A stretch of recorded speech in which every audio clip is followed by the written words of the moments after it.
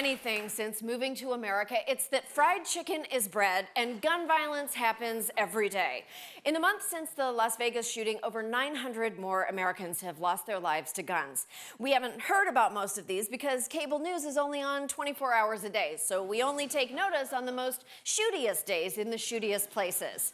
Mass shootings are scary and impossible to predict, except for this one big thing that's a really good predictor. Everytown for Gun Safety performed an exhaustive study of mass shootings from 2009 through 2016. There were 156 mass shootings. 54% of those incidents were related to domestic or family violence.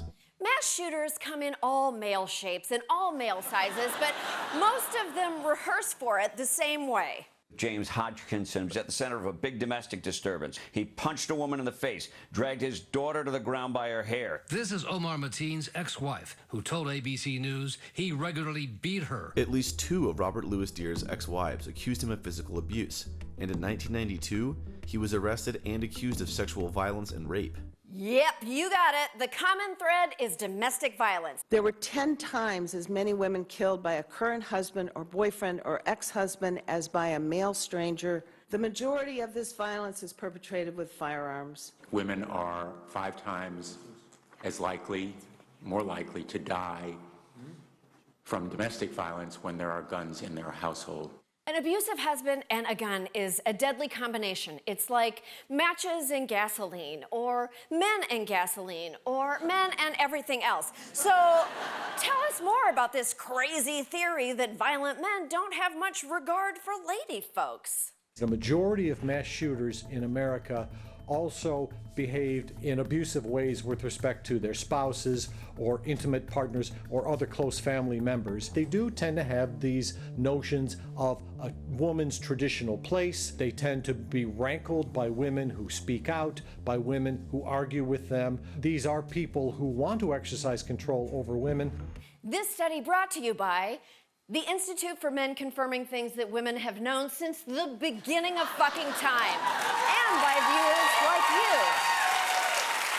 It turns out there's legislation that would help prevent mass shootings and domestic violence, and it's only a little gun control-y. States that require background checks see 46% fewer women shot by their partners.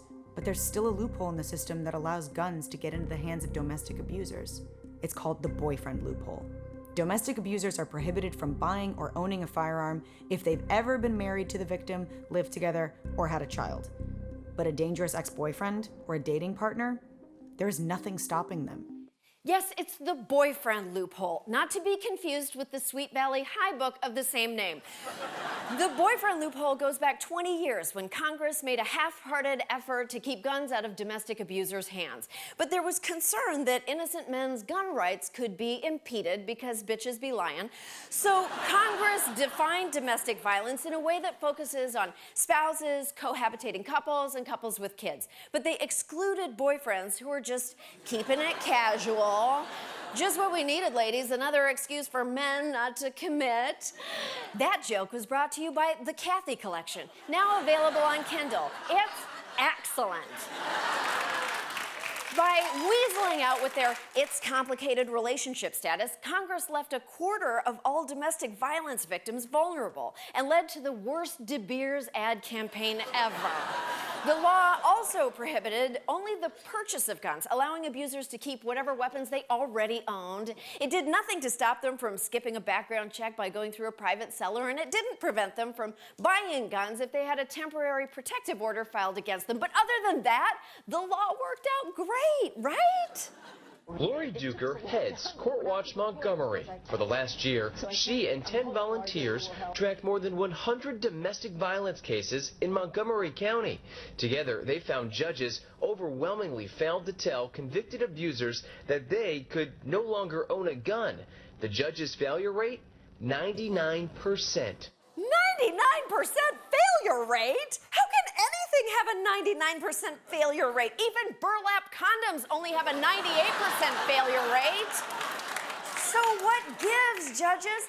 No reasonable person wants abusers to have guns. There are even real Americans, white conservative men, who want to close the boyfriend loophole. I'm the sheriff in Racine County, Wisconsin. I am a conservative Republican. Any cop will tell you that domestic violence calls are the most dangerous calls that law enforcement officers will respond to. The last thing that the victim needs, and the last thing that my deputies need, is a dangerous abuser armed with illegal weapons. Ooh, move over, Carl Winslow. Mama's got a new favorite sex fantasy cop.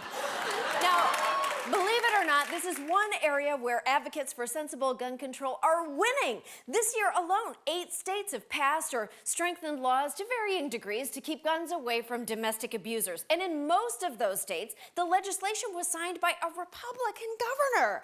Since 2013, similar bills have been signed by Republicans, including Scott Walker, Nikki Haley, and that creepy old Alabama governor who resigned after he got caught boning his advisor. Thanks, Governor Droopy Balls. A grateful nation salutes you. These are a few small rays of light in a story so dark Jeff Sessions won't let it vote.